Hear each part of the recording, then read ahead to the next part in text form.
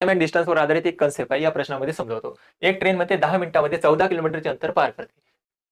4 kilometre पर हवर्सने कमी केला तर तिला तितकेच अंतर पार करायला किती वेळ लागेल? म्हणजे दोघांना सेम डिस्टन्स जात आहे. 4 किलोमीटर पर हवर्सने वेग कमी केला तरी आपल्याला सेमच डिस्टन्स जायचा आहे. तर सुरुवातीला आपण ट्रेनचा स्पीड काढून घेऊ. जर आपल्याला डिस्टन्स माहित आहे आणि टाइम माहित आहे तर आपण स्पीड काढू शकतो.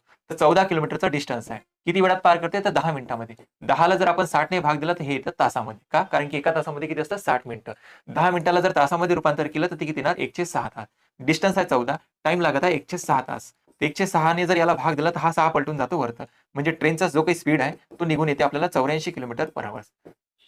ठीक आहे. म्हणजे इथून असं म्हणता येणार की सुरुवातीला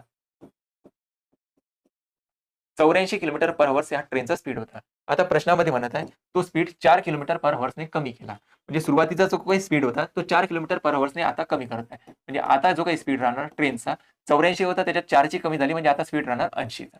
यांचा जर रेशो काढला 4 दोन्ही 8 आणि 4 एक 4. 4 दोन्ही 8 0.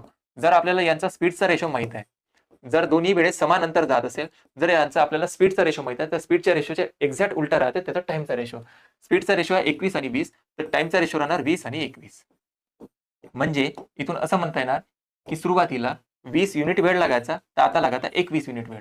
तर प्रश्नामध्ये म्हणत आहे सुरुवातीला त्या ट्रेनला ते 14 किलोमीटरचं अंतर पार करायला 10 मिनिट वेळ लागायचा. 20 युनिटची किंमत दाखवत आहे 10 मिनिटांची वेळ.